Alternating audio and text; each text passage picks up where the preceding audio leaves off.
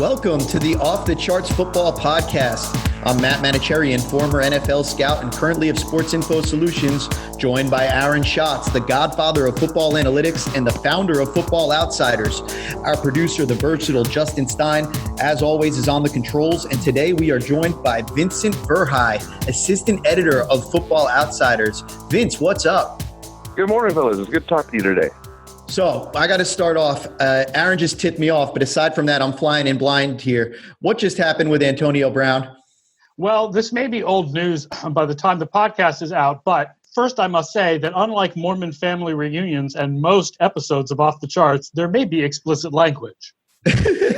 AB had a meeting this morning with the NFL, and it may not have gone well because he just tweeted, "Imagine conforming to a system, giving it a 100% to see them treat me like this is unfairly.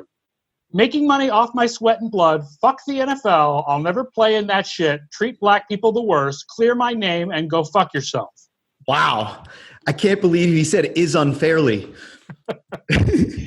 All right, so grammar aside, that does not sound like his meeting with the NFL went well. It's such a shame to see this guy essentially throwing away his career. He was the best. A couple years ago, he was the best. I mean, like a year ago, right? I mean, last year his advanced numbers were down, even though his touchdown numbers were up. So, but as soon as recently as 2017, you could make a really good argument he was the best wide receiver in the game. I remember doing an analysis for ESPN the magazine. This is like 2015 or 2016. Where we split up receivers by short passes and deep passes. And the top 10 in DYAR, there was only one receiver who was in the top 10 for both short passes and deep passes, and it was Antonio Brown, and he was number one in both. Yeah, Vince, I'm wondering, it seemed like Russell Wilson was lobbying a little bit to get him lined up for Seattle. It sounds like that might not be in the cards anymore. What's your reaction? Well, it sure was nice those 2 months where we didn't have any Antonio Brown stories after an August and September where he was all anyone was talking about every day. But yes, we have Antonio Brown in the news again, and part of me agrees with Aaron that it's sad to see someone who is this good just fall off a cliff, professionally, apparently personally, apparently emotionally, perhaps legally. there's not much going right for him these days. But the other part of me says, well, it's done. We as a league, as fans of the league, we can all just move on now. Yeah, I'm with you there. I'll throw one little thing that I'll just say. In defense of Antonio Brown, as crazy as his behavior has been, the league is a crazy place, and the league drives a lot of people crazy. He's not the first person to be frustrated with the NFL. He might have taken it to a different level, and I'm not defending him at all, especially some of the actions, but it is a crazy, crazy league. He just doesn't act like a guy who wants back in. If I was a coach or GM looking at adding a veteran wide receiver, this tweet makes me think, you know what? I'm done. I'll look elsewhere. There's better places to go. Yeah, Belichick already tried. Didn't work out. I don't think anybody else is trying it at this point. All right. Well, since we don't have to talk about Antonio Brown being on the field for the Seahawks, let's get into who is going to be on the field. We have Vince on because he is a Seahawks expert. And Aaron, you can lead us off by letting the people know what is the most important game this week for Super Bowl odds. It is the big game of the week, of course, the big Monday Night Football game, Seattle at San Francisco, where Seattle goes to the Super Bowl 7.7% of simulations if they win, but only 2.5% if they lose. San Francisco, 39% if they win, 28.5% if they lose. So for me, when I look into this matchup, for me, it's the battle of the best quarterback against the best team. And we seem to see different versions of this. Many years we saw Peyton Manning go up against the Patriot teams and certain battles like that. In this one, Russell Wilson's been absolutely ridiculous this year. But the rest of the Seahawks team has had some uneven performance, I think it would be fair to say. And meanwhile, San Francisco on the other end, just one stat to show their dominance. They have 3 players in the top 30 of pass rushing total points saved. Nick Bosa's at 7th, Dee Ford's at 19th, and DeForest Buckner's at 26th. Just one stat. I think that's really where a lot of their dominance has started with that defensive line and their offensive line for that matter too. What are you guys looking forward to in this matchup?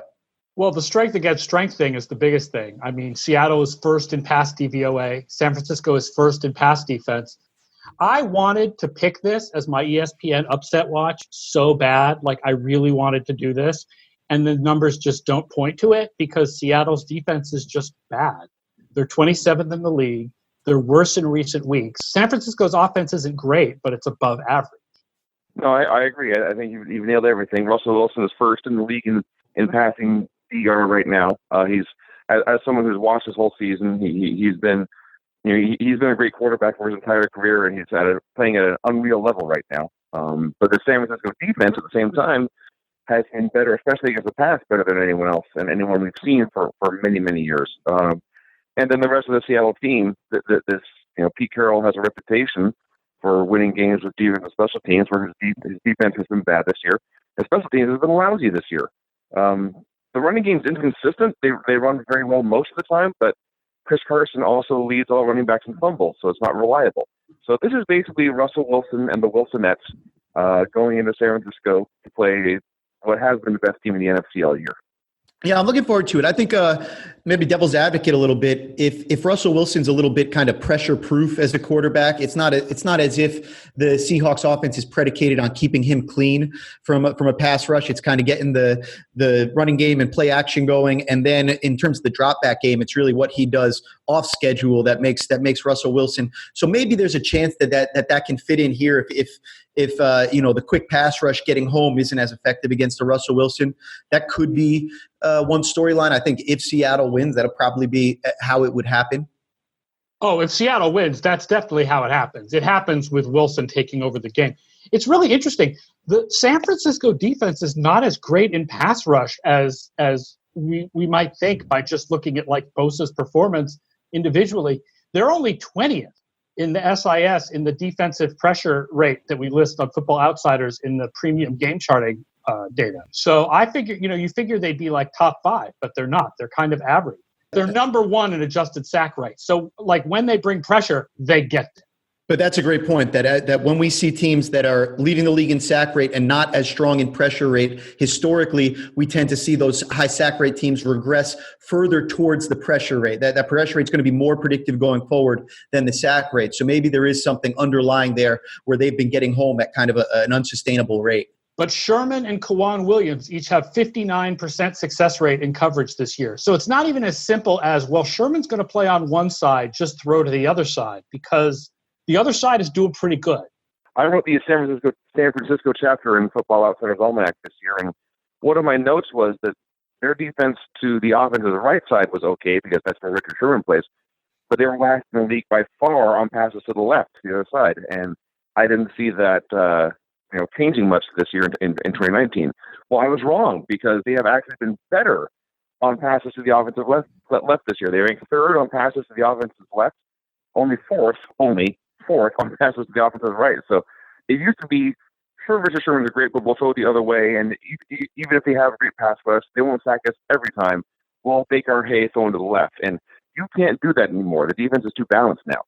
Yeah, interesting there, that improvement. One last guy I wanted to touch on in this game, Tyler Lockett. I mean, I know he's a Football Outsiders favorite. We were all singing his praises last year. By far, I think the most efficient season we've ever seen. But the usage wasn't as high. And we always are talking about in kind of sports analytics in general, when you have these high efficiency players, can they step up when the usage, level gets up higher? And with Doug Baldwin leaving and Tyler Lockett kind of slipping into that number 1 position, I think there were some legitimate questions with his size and kind of his historical usage, but they have proven to be completely unfounded. Him and Russell Wilson have a sixth sense together. They're on another level. And this guy's an absolute true number 1. He's 5th in total points earned this season with 29. And I think he's an absolute stud. Love the pair with him and Metcalf going forward. Lockett is great. The problem in this game is that when it goes to the other side, for Seattle to lock down on the best receiver on San Francisco, Emmanuel Sanders is also great. And it makes me believe a lot less in the idea that you can't trade for players in the NFL because they have to come in and learn a new playbook, because Emmanuel Sanders has come in and just right away, bam, he fits in perfectly. And Seattle is 26th against number 1 receivers this year. Oh, and they're 25th against tight ends, and you may have heard of a guy named George Kittle. So, like, not only is the Seattle defense weak, it's specifically weak in specific areas where the San Francisco offense is strongest. I'm imagining just going back, being an Elway team with Kubiak there for the years with Sanders and stuff like that. I'm imagining a lot of the verbiage between what Shanahan does and what they were doing in Denver is probably pretty consistent. So was Sanders there when it was Kubiak's team, or was he there after that? I'm not sure exactly. I'm not sure, and I'm not sure which verbiage they're using these days to begin with. But that'd be an interesting kind of. I wonder if that consistency. It'd be easier to go from a team that's using consistent verbiage from something where you've got to learn it all from the beginning. Yeah, Adam Gase was the offensive coordinator in Sanders' first year in Denver, which was 2014. So Peyton Manning was the offensive coordinator, but that was when John Fox was the head coach. Right. Yes, but then Kubiak came in 2015. So Sanders did play there with the Kubiak verbiage when it was Kubiak as head coach and Rick Dennison as offensive coordinator in 2015 and 2016. All right. Anything else you guys wanted to touch on in that game? Well, a couple of things. You touched on the idea of you mentioned trading for veterans like Emmanuel Sanders, but there's other ways to get veterans. And on that note, we haven't talked about Josh Gordon yet. We talked about Russell Wilson and Tyler Lockett. This is the best quarterback in the league right now and a bona fide legit number one wide receiver. A great rookie wide receiver in DK Metcalf, who's been their multi-purpose threat, but especially if they go to him in the red zone. And now you add a guy like Josh Gordon, who knows? He's definitely a wild card and certainly not someone you want to count on. But if you put him in as the third receiver in this offense, suddenly now this is really scary. And I think we're all in agreement that the only way Seattle wins is that Russell Wilson takes over and this becomes a shootout, which is a tall order against the San Francisco defense. But a productive, healthy, head-on straight Josh Gordon may take this offense to even a higher level than we've seen so far this year. And just one other note that I have researched here that I want to share just because I want to. When we're talking about this being strength on weakness, the San Francisco defense is first in adjusted sack rate. Seattle's 31st. They don't get any pass rush at all these days. And then when you talk about pressure and just keeping the quarterback clean, the San Francisco 49ers are first in the league in pressure rate as far as protecting Jimmy Garoppolo. And the Seattle offense, as great as Russell Wilson has been passing, they've given up the highest pressure rate in the league this season. Yeah, and some of that is Wilson running it into himself, right? Because pressure rate is partly an offensive line stat, partly a quarterback stat. And we know that Wilson he wants to make something happen, and he holds on to the ball, and he kind of runs into his own pressure. And he does better against pressure than other quarterbacks seem to. But, yeah, there's a lot of pressure there. Absolutely. And it's one of those things where measuring pass rush is something that there's a lot of new analytics that we've done and other people have done. It really, really gets complicated because it used to be as black and white. Was there a sack or was there not a sack? Now it's a little more detailed. Was there a pressure? Was there not a pressure? Which is better. But there's still different kinds of pressure. There's pressure from the outside, pressure from the middle, pressure that's there as soon as the snap, pressure because the quarterback hangs the ball 7 seconds and the pass rush eventually gets home. So it's one of those things that's very, very hard to analyze. And there's also a bit of a chicken or egg thing to it because does the quarterback throw the pass, if he's hitting a 3-step drop and they're throwing hits right away, there'll be no pressure, which makes their pressure stats look good, but also limits what the offense can do. So someday we'll all tie this together with quarterback tendencies and actual pass protection and how deep a quarterback's going downfield. But there's a very elaborate web of stuff going on there that makes it all very hard to measure. Yeah, football's complicated. All right, let's take a quick break, and we will come back in with our next two most important games of the week. Sports Info Solutions is excited to announce the launch of its public-facing site, SISDataHub.com. The new SIS Data Hub is free for all to use and features detailed player pages and leaderboards that provide some of the best information available. In addition to all of the standard statistics, here you'll find proprietary data collected by SIS Video Scouts, like on-target percentage for quarterback, pressure rates for edge rushers, blown blocks for offensive linemen, and more. You'll also find advanced metrics calculated from all of that data, like independent quarterback rating, total points earned, total points saved, and many, many more statistics, from adjusted blown block percent to positive percentage for receivers, quarterbacks, running backs, broken tackles, air yards, and more. For the most avid football fanatics, a pro version of the Data Hub is also available, which contains everything from the free version as well as filters to split by situation, personnel, and almost anything else imaginable, coverage scheme, run direction, and more. The Data Hub Pro also includes team leaderboards, NCAA data, and the ability to download all data as CSV files. You can register for a free 7-day trial by going to pro.sisdatahub.com. Coming right back, Aaron, what do you have for us for the second most important game of the week? Well, the most important game for playoff leverage is Carolina at Green Bay. Carolina in 44% of the time if they win, 16% if they lose. Green Bay moves up to 93% if they win and down to 69% if they lose. And this is going to be a game where the teams are going to run all over each other because the Packers are dead last in adjusted line yards on defense, while the Panthers are dead last in run DVOA on defense. Yeah, this seems like a bad formula for Carolina. I know the big story being Cam Newton finally getting shelved this year. But, some of the underlying metrics on Kyle Allen might be a little bit more concerning than we initially think. They're 5-1 with him as a starter, but we know how good quarterback wins are as a stat. He's 24th out of 34 quarterbacks with a minimum of 100 attempts in total points earned per attempt. So averaging 15 total points earned per 100 attempts, not bad, but 24th out of 34. It's not exactly like he's been lighting the world on fire. I think coming off kind of the trap game, whatever you want to call it, last week for the Packers, I think it spells a troublesome situation for Carolina this weekend.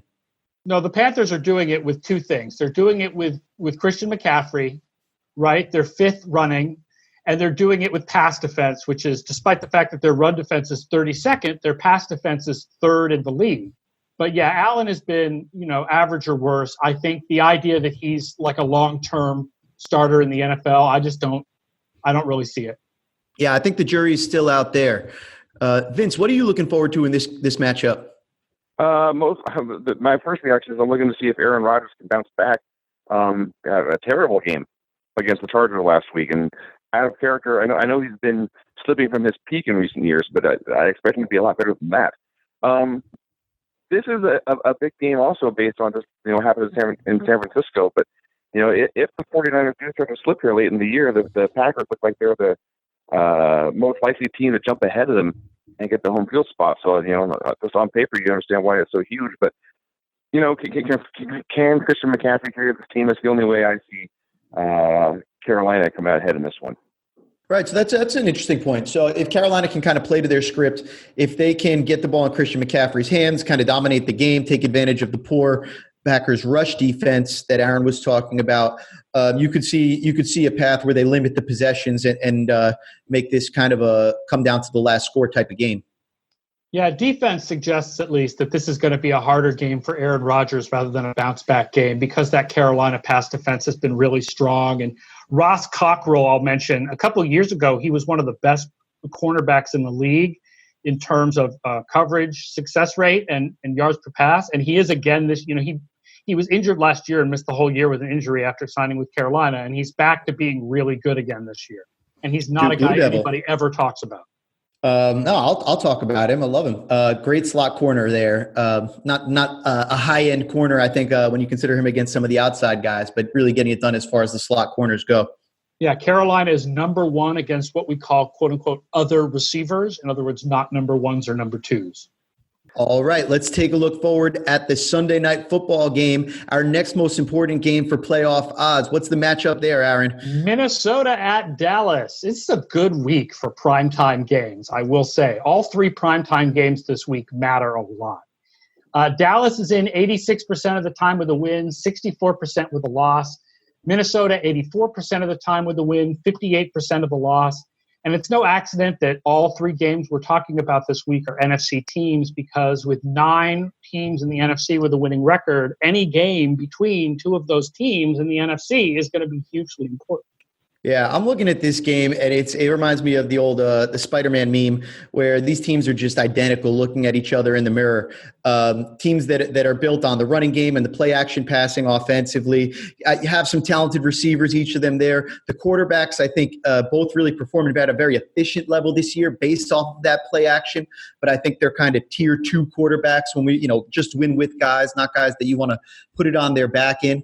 I'm curious. Don't start a fight on analytics Twitter by saying that about Dak Prescott, my friend. Can we not say? I was going to pose the question.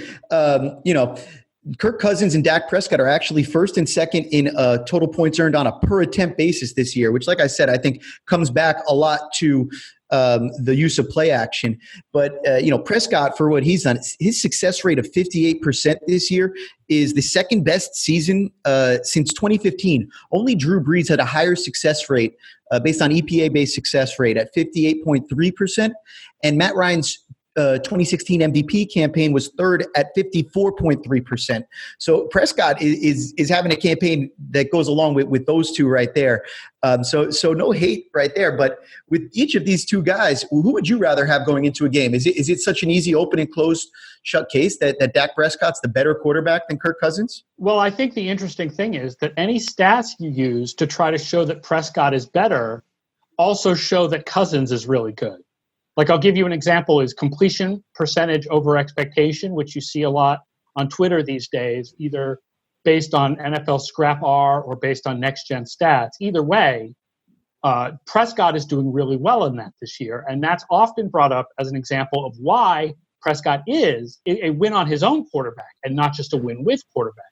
Except that Cousins is also super high in that stat. So if you're going to use that as an example of why Prescott is a guy who can win games on his own, you have to also think that Cousins is a guy who can win his games on his own. And I think that while Cousins is the player who may have the biggest difference between stats and film of any quarterback in the league, I think that even stats people are sort of in the agreement that he's helped along by his offense, and he's not necessarily one of the top 4 or 5 quarterbacks in the league, no matter what the stats say. But if you're going to argue that for Cousins, then you have to argue that for Prescott. Yeah. It's interesting. I think that they're both similar. They have good stats this year, but I would argue, Dak Prescott, if we're going to argue that he's an elite quarterback that's winning on his own, we got to look at what he was doing without Amari Cooper there. And I think when we look at that, really honestly, it's been a different team. How about this stat? I'll shout out Jason Witten. He ranks first among tight ends in positive play percentage himself. So one of Prescott's favorite targets. We talked about Prescott at 58% success rate. Witten is a 75% success rate when targeted. And as Bryce Brosler notes, that's extremely surprising considering that he's 58 years old. Yeah, the other thing, of course, that Prescott has going for him is the offensive line. And Prescott used to run into a lot of his own pressure. But this year, Dallas, I believe, is number 1 in lowest pressure rate on offense. Yeah, that offensive line is awesome. Vince, what are you looking forward to in this matchup? Well, I'm agreeing with a lot of what you're saying, how it is the two teams mirror images of each other. If Christian McCaffrey has not been the best running back in the league this year, then it's either Ezekiel Elliott or Dalvin Cook. They're fighting for the silver and bronze medals there. Both teams go to play action. Both teams solid receiving weapons. Jason Witten, as you mentioned, has had a great bounce back year from being a terrible TV commentator to being a very, very good NFL tight end. Is Booger coming back? I don't see why not. I'm sure he'd make more money with a pads on. I'd be happy. The biggest difference between these teams, Minnesota's defense, we have them 7th in DVOA, and the Cowboys are only 17th. I'm pretty sure that's been trending up lately. So you've got the defensive edge goes to the Vikings for sure. In the standard stats, they're much closer, but the Cowboys have played the number 30 schedule of opposing offenses so far. And that's why they're lower in our stats than they are in the standard stats. Yeah.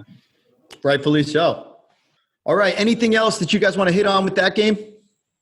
I've got a couple of other things. The Vikings probably want to have Trey Waynes covering Amari Cooper because Xavier Rhodes, who used to be one of the top corners in the league, has just struggled so much this year.